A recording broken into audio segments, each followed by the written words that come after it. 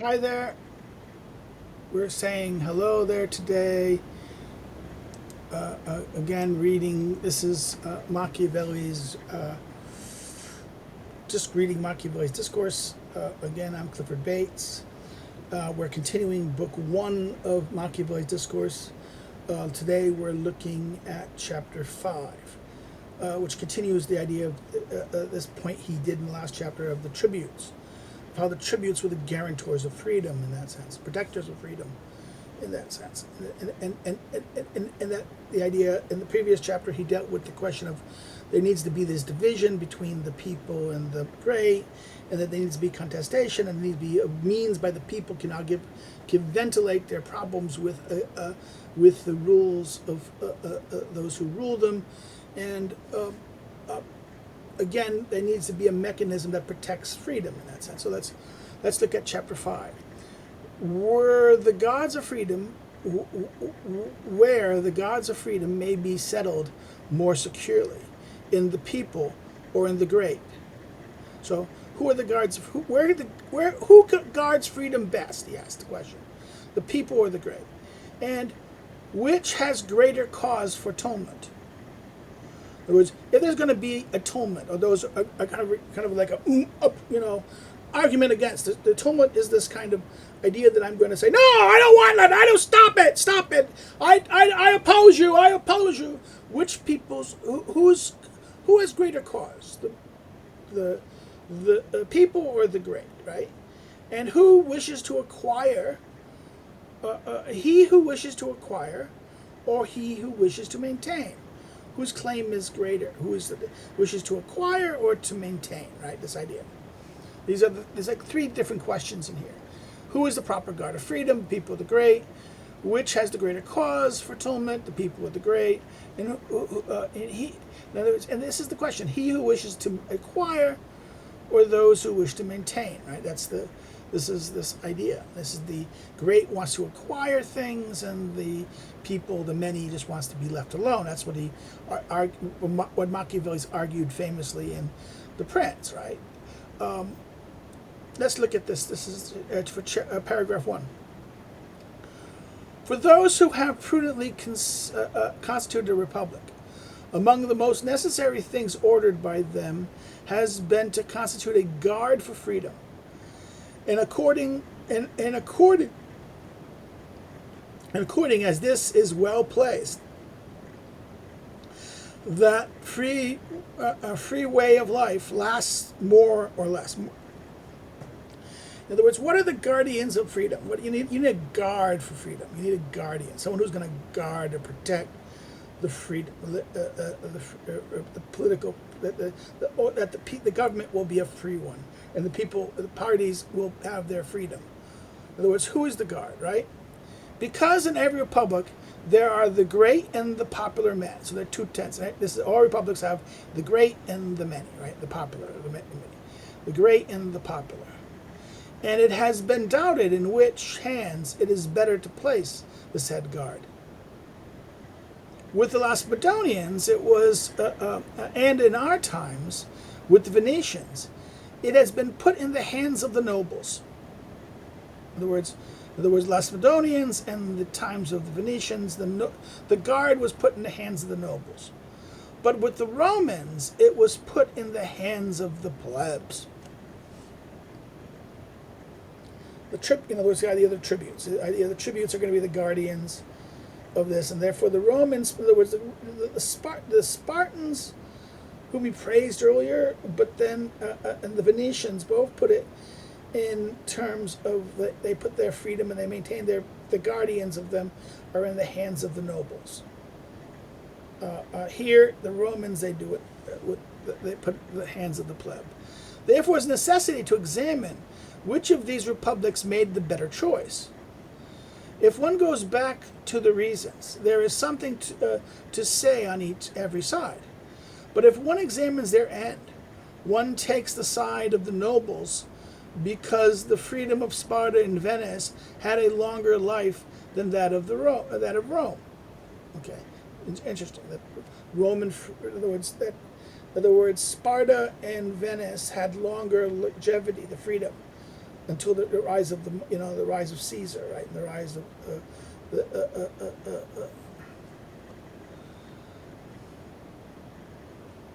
that if you look at this from the side, if one examines their end,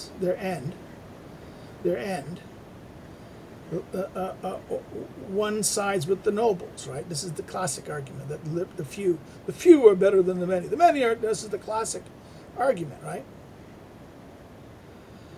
Coming to reasons, taking first the side of the Romans, I say that one should put guard over a thing those who have less appetite for usurping it. In other words, the guard should be. In other words, who should be the guard? The one who has less appetite to usurp. In other words, which part? Look at the party. The question. Which now this is the problem. Which group is going to wish to maintain or to acquire? That's why he puts it that way in the introduction. It's the one who wishes to acquire, which has the greater cause for atonement. The one who should be the guard? The one who wishes to maintain, or the one who wishes to acquire? Right, usurp. To acquire to something is to take it, to usurp it. Right, appetite. In other words, without doubt, if one considered the end of the nobles and of the ignobles, one will see great desire to dominate in the former, and in the latter only desire not to be dominated. So the former wants to dominate, and he repeats this what he says in The Prince. Right? He repeats this famous line in The Prince, that the many want to dominate, they want to do great things, and they need to dominate whereas the people just want to be left alone, right? The ignobles, the nobles and the ignobles, right? The one will see that the great desire to dominate in the former, the nobles, and latter only desires not to be dominated, and in the consequence, a greater will to live free. The people have the greater will to be left free because they don't want to be dominated. Being less able to hope to usurp it than are the great. In other words, the great are able to usurp, the free aren't. Okay, so that's an interesting point. That is the danger is that the ambitious and the great. The ambitious, those who have ambition, those are going to be many. Not going to be many. Most people don't have ambition. The majority of people just want to be left alone. They're satisfied, relatively satisfied with what they have, or want to keep what they have, and maybe they would want a little more, but they're not willing to. They have no grand vision. They might want a little better situation, a better outcome, a better life, to some degree, but they don't want to they don't have envisioned themselves excessively great. The ambitious do, in that sense, those who seek greatness. So when those who are popular are posted as the guards of freedom, it is reasonable that they have more care of it. And since they are not able to seize it, they do not permit others to seize it. In other words, they're not able and capable of seizing power, in other words, seizing these things. Therefore, they guard it. Okay, this is a very interesting point. On the other side, he who defends the Spartans and the Venetian order says that those who put the guard in the hands of the powerful do two good works. On the one, they satisfy their ambition more, and having more part in the republic, through having this stick in hand, they have cause to be more content. And the other is that they take away a quality of authority from the restless spirits of the plebs, that is the cause of infinite dissensions and scandals in a republic, and is apt to reduce the nobility to a certain desperation that with time produces bad effects. So therefore, the argument those who support the Spartans and the Venetians is the people. First of all, you put it in the hands of the powerful; they're able to do good things. They're able to satisfy their ambitions more, and that having more part in the republic they're able to be more effective and do things because they have the stick in hand, right? And also the second thing is because they take away a quality of authority from restless the people. The people are restless, and therefore they will act against the nobility. They will reduce the nobility, and that the nobility will be put in desperation, and that this will produce bad effect. They give as an example of this the same Rome, which, because of the tributes of the plebs, had the authority in their hands. It was not enough for them to have one plebeian consul, but they wished to have both. From this, they wished for the censorship, the praetor, and the other ranks of command of the city. Nor was this enough for them, since taken by the same fury, they latter began to adore those men who they saw were apt to beat down the nobility, from which came the power of Marsyas and the ruin of Rome. Right? Again, Livy. This is Plutarch's Marius, right? And truly, he who discourses well on the one thing and the other could remain doubtful as to which should be chosen by him as the guard of such freedom, not knowing which humor of men is more harmful in a republic, that which desire to maintain honor already acquired, or that which desires to acquire what it does not have. So what's stronger? What's more likely to be hurtful? The desire to maintain what one has, and in other words, this is the problem. This is the question. The desire: do you want more or do you want less? You want to maintain, and therefore, who should be the idea is you should give it to the hand of the maintainer. But the argument is the other argument is no, we need to give it to the hand of the ambitious so they can do great things, right? In the end, he who subtly examines the whole will draw this conclusion from it. You are reasoning either about a republic that wishes to make an empire such as Rome, or about one from whom it is enough to maintain itself. So you want two things. Is it either about one who wants to become great, or one who wants to maintain itself?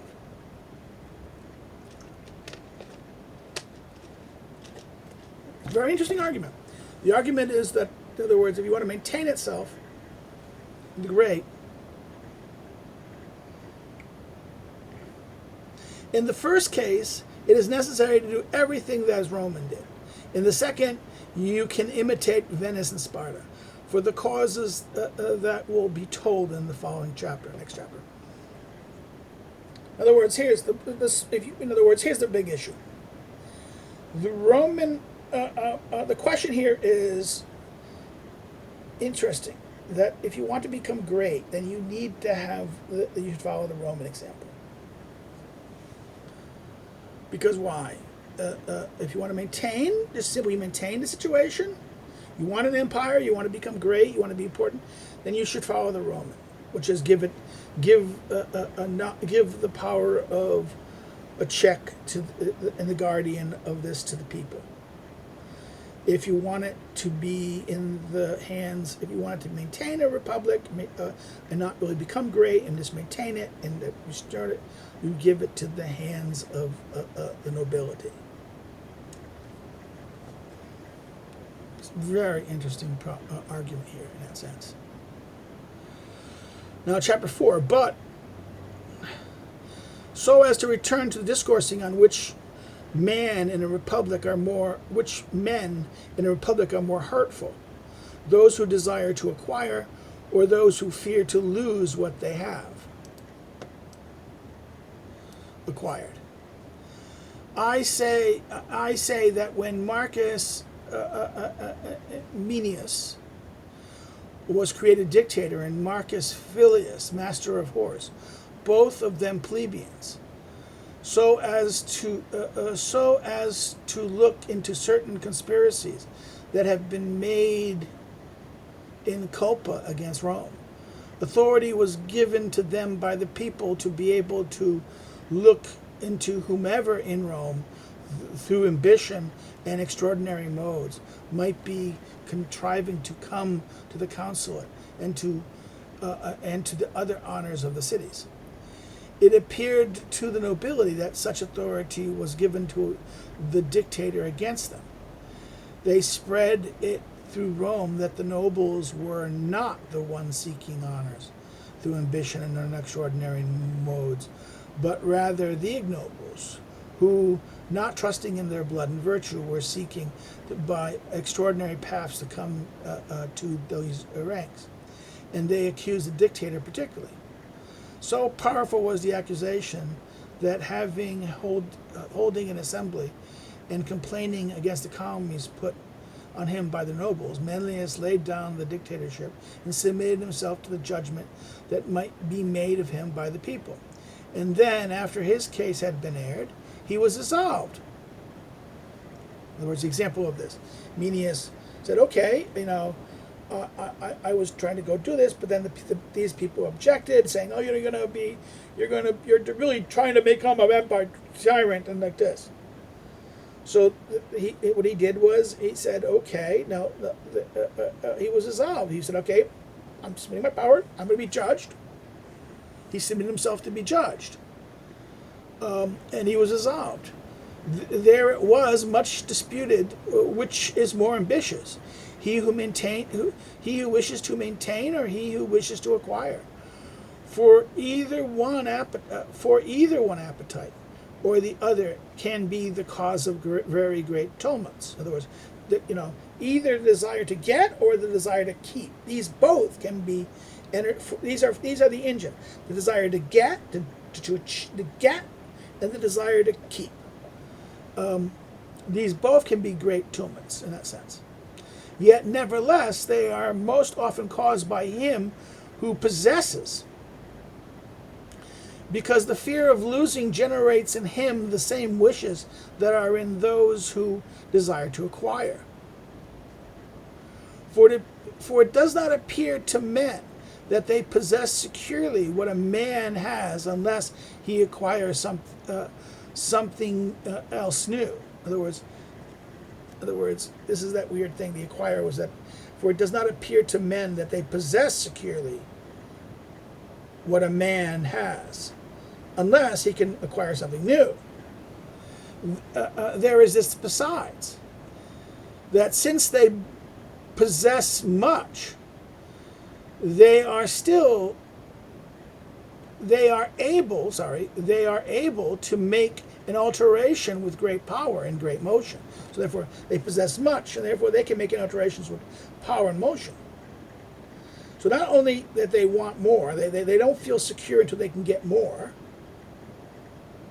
And because they possess much, they're able to make alterations with great power and great motions. And there is still this besides, that they're incorrect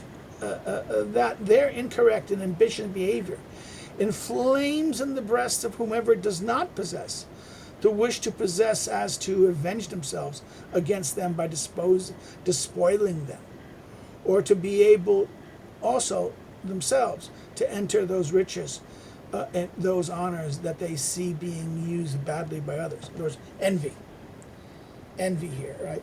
They see this, they resent, they see this, they feel abused, they want vengeance against those who did it against them. In other words, they see the people that they're incorrect and ambitious behavior by the people who do these things, right?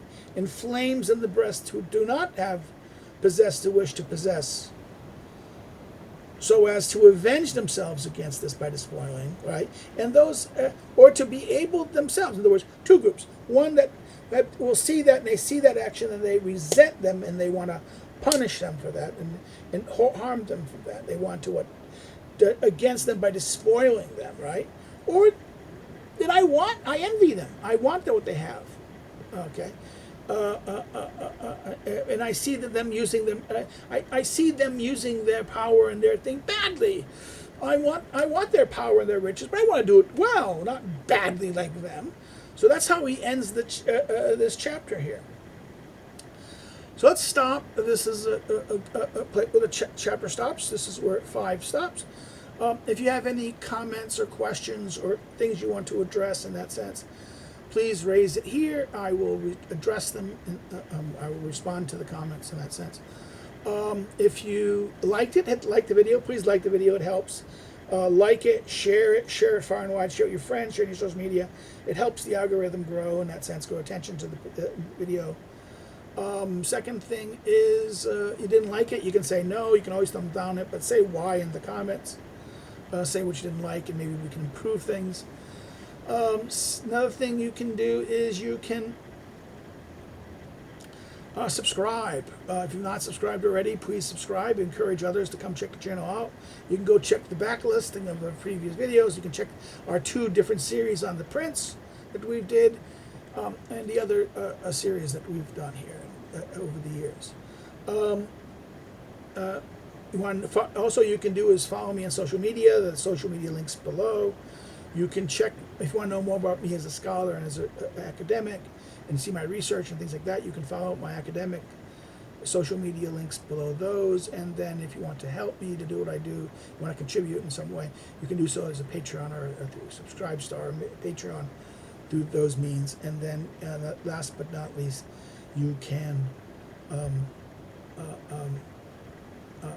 buy one of my books that you can list below. The books that are available, you can do it either through the local bookstore or through Amazon or any online distributor, or either to the publisher directly. Okay, that's it. We'll see you next time. Look at chapter 6. So take care and have a good day. Take care. Bye-bye.